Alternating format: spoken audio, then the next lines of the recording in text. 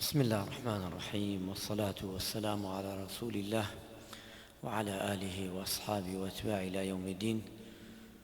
أما بعد، السلام عليكم ورحمة الله وبركاته. داوە کارم لە پەروەردگار طاعەت و عیبادەتی ئەمڕۆژ بخاتە سەر ترازوو چاکەکانمان لێمان وەربگرێ إن شاء الله تعالى. عمن تأخذون دينكم، واتە دین لە کێ وەرەگری عەزیزان. بابەتەکەمان ئەمڕۆ ئەمەیە. ئیمامی محەممەد بن سیرین وتەیەکی زۆر جوانەیە، واتە دین لە کێ وەرەگری؟ دین لە هەموو کەسێوە ناگیرێ. ئەبێ وریابین لەم زەمانە کە زەمانی فیتنەیە، ئەبێ وریابیت ئەو دینە پاکە کە ناوی ئیسلامە و قورئانە و فەرمایشتی پێغەمبەری خوایە عەلەیهی سەڵات وەسەلام کە وەریدەگری ئەبێ بزانی لەکوێ وەریدەگری بۆی بە پاکی دەست دەکەوێت. إن هذا العلم دين، علم زانیاری خوێندەواری کەچیە دینە، بە تایبەتی قورئان و سونەت دینە. فانظر ئەفەرمێ فانظر عمن تأخذون دينكم، تەماشا بکەن و سێرێ بکەن بزان لەکوێ دین وەرەگرین. کاکە بێدەنگ کاکە بێدەنگ.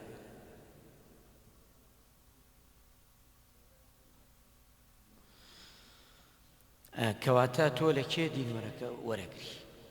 ئەمە گرینگە، چونکە لەبەرەوەی ئەگە دین لە کەسێکی چاک و باش وەری نەگری، دینەکەت لێ ئەو شوێنێ خۆتش بەرەو هەڵدێر ئەچی خوانەکە، ئەو کەسەش کە ئەدبا خوانەکە بەرەو شوێنێکی ڕاست و دروست ناتبە.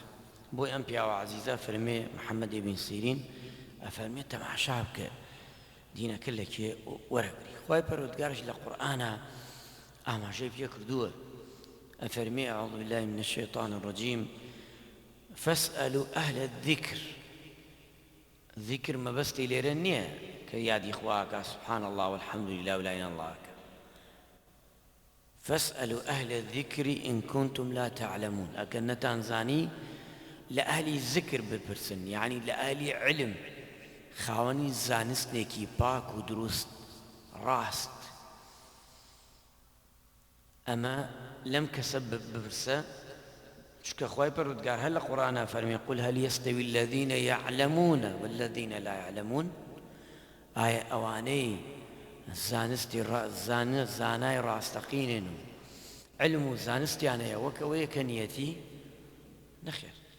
یعنی بۆی عەقڵی من و تۆ خوای پەروەردگار وەک پرسیار هێناوێتی قل هل يستوي الذين يعلمون والذين لا يعلمون. ئایا وەک یەکوان؟ نەخێر. کەواتە تۆ ئەو دینە کە وەری دەگری عەزیزان، ئەبێ لە کەسێکی باش بێ خۆی حاڵی بێ لە دین، ئەمجا تۆ لێ وەرگری.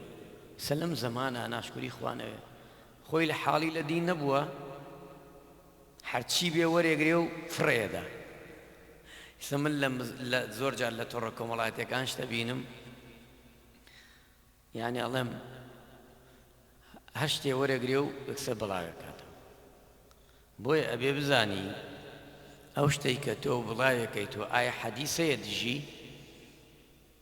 قولی عالمێکە، ئایا قولی ئەم عالمە دژی قورئان نییە؟ دژی فەرمایشتە نییە؟ ئەبێ وریابی لەوەیە عالمێ قسەیەکی کردبێ لەگەڵ قورئانە یەک نەگرێتەوە، تۆ ڕێک بڵاوێکەیتەوە، بەس لەولاشۆ بڕۆی دوایە شتێترە بینی وەڵا لەوێ بڵاوم کردووانە. ئەبێ عەزیزان ئەمجا لە کێ دین وەردەگری؟ هەموو کەسێ ئایا شاینی دینە وەری لێ وەرگری؟ ئایا سەحابە و تابعین قورئانیان لە هەموو کەس وەرگرتووە؟ ئەمە پرسیارێک لە خۆمان بکەین، وانە؟ ئایا سەحابە و تابعین و پیاوچاکان فەرمایشتیان لە هەموو کەسێ وەرگردووە؟ نازانێ فەرمایشتەکە بخوێنێتەوە، شەرحی فەرمایشتت بووە، تێ نەگەیشتووە لە فەرمایشتەکە و سەبەب نوزولی فەرمایشتەکە لەکوێیە، لەو بابەتە چەند فەرمایشت هەیە، باسیەکە. تەفسیری ئایەتەکە، سەبەب نوزولی ئایەتەکە نازانێ، باسی ئایەتەکە. پێرەکە من پرتشە و تەلەفۆنێکیان بۆ کردم، ڕاستی ئەم بابەتە لە خەیاڵم نەبوو، لەو تەلەفۆن و ئەمەم بۆ پێیا بوو باسیکەم. ئەڵێ مامۆستا گەرەکمانە لە مزگەوت یە پرسیارێ بکەین. وتم باشە، بۆ پرسیار وڵام چی گوناحێکەیە خوا لێی خۆش نابێ قەت؟ وتم وەڵڵی من نازانم گوناحێ هەبێ و خوا قەت لێی خۆش نەبێ؟ خوا لە قورئانە فەرمێ. وتم ئەم پرسیارە جارێ هەر پرسیارەکە هەڵەیە نەک جوابی نییە، جواب لەکوێ بێرم بیدەمە تۆ؟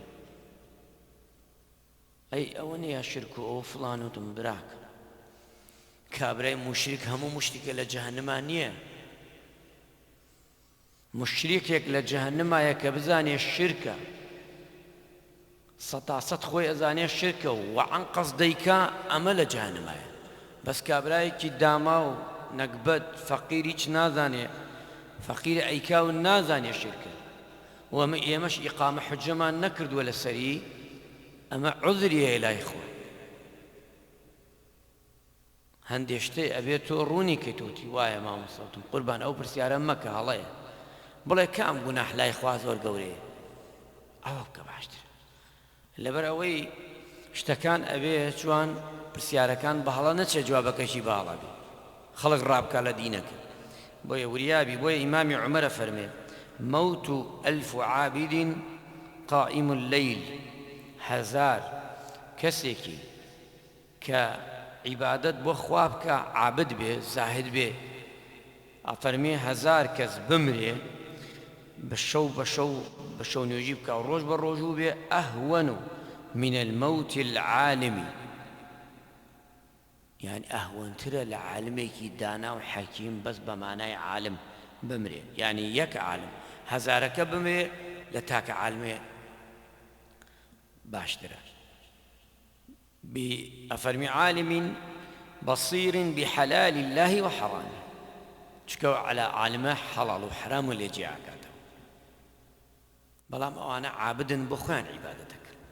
مەلای چاکمان کاتێ وەفاتەکە نورێکمانە کوژێتەوە، نورێکی گەورە، بە تایبەتی ئەو مەلا قەدیمانەی کە لە ناو کوردەواریە هەیە، خزمەتێکی زۆریان هەیە، بەنانە ڕەقە بوونەتە منە.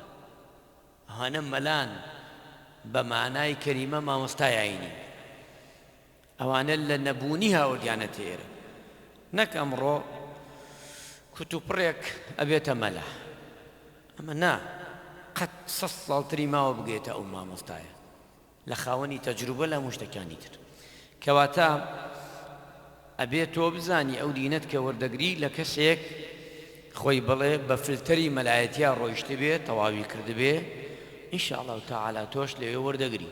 چونکە دین بەحرە عەزیزان، بە تایبەتی مەسئلەی فقه و شەریعەت بەحرە، چەندێ تیایبی ئەمان ئەڵێ هیچ نازانم، حاڵەت وایە. بابەتی شەریعەت بە تایبەتی بزات مەسەلەی پرسیار و پرسیارکردنی لە بابەتەکان لە زەکات، لە سەرفترە، لە ڕۆژوو، لە حەج، لە هەموو شتەکانی تر بەحرە.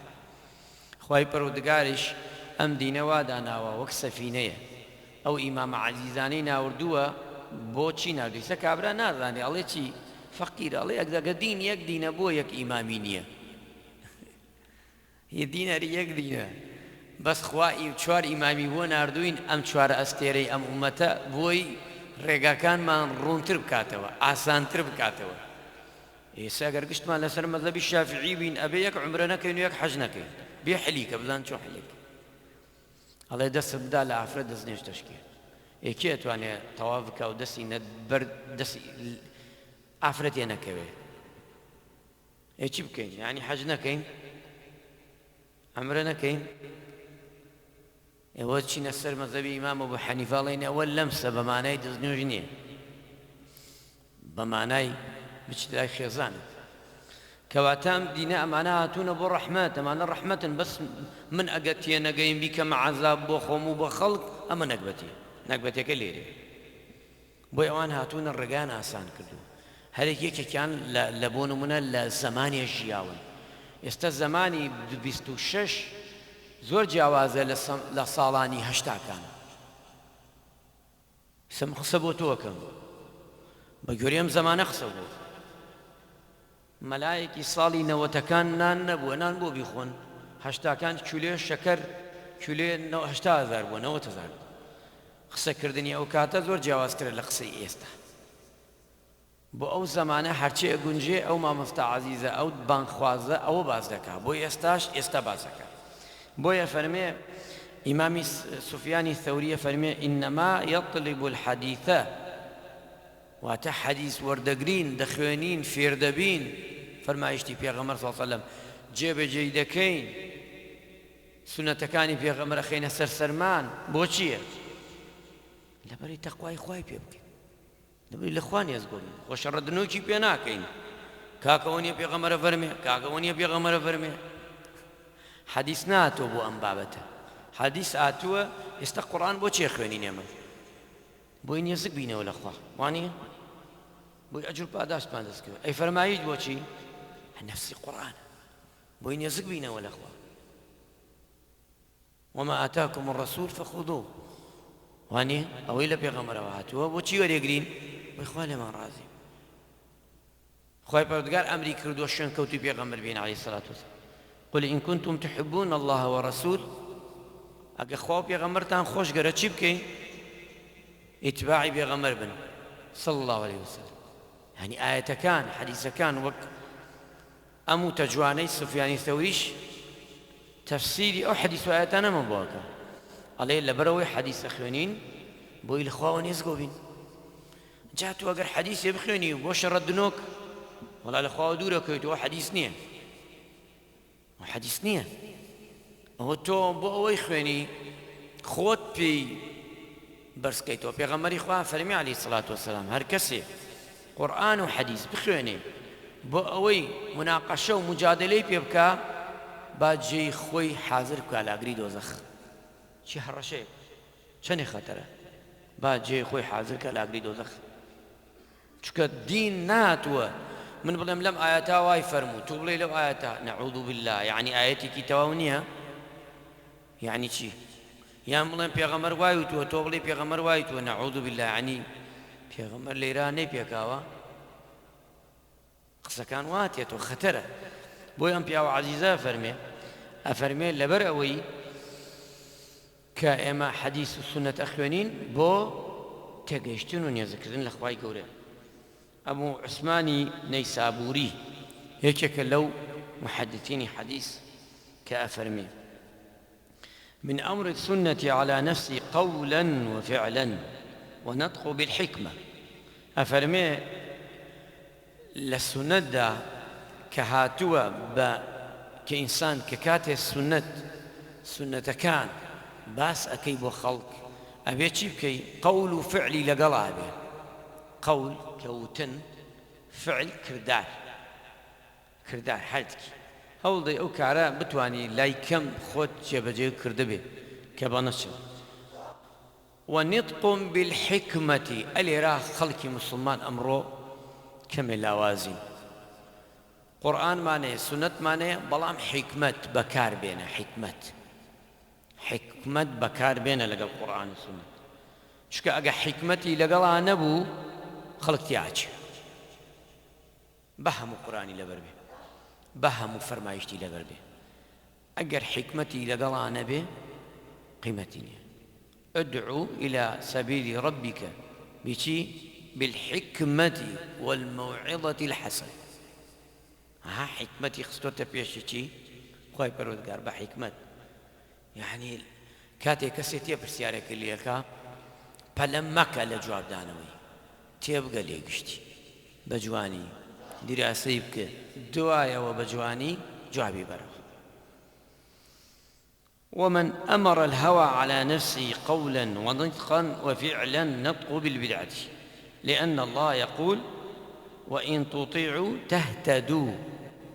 أفرمي أجن قول فعلي هبو باشا بلام بهوا وأرزوي خوي قسيت يا كرت هلا خويو آيتك وحديثك تفسيرك أشيت السر جوجل أو أرزو نفسي خوي قريتي الرواق سيو علمانتيني ليو بلا يكاتو إجاوتوا إجا قروابو أو نطقي كردو ببدعة. شكا خواي پروردگار فرمي أجر يو إطاعي خواو بيغمر بكن خواي قورا رقاتان بيشانا، يعني برچاوروني خاطر بيش، يعني خصي الريك إلى سر خوت نرمونياني أتي بو بابتك کابرا بۆ نمونە تەلەفۆنەکە مامۆستا تەلاقێکم خواردووە بابە تەلاق لە تەلەفۆنە چەک ناکرێت تەلاق میراث ئەمانە لە تەلەفۆن چاک ناکرێت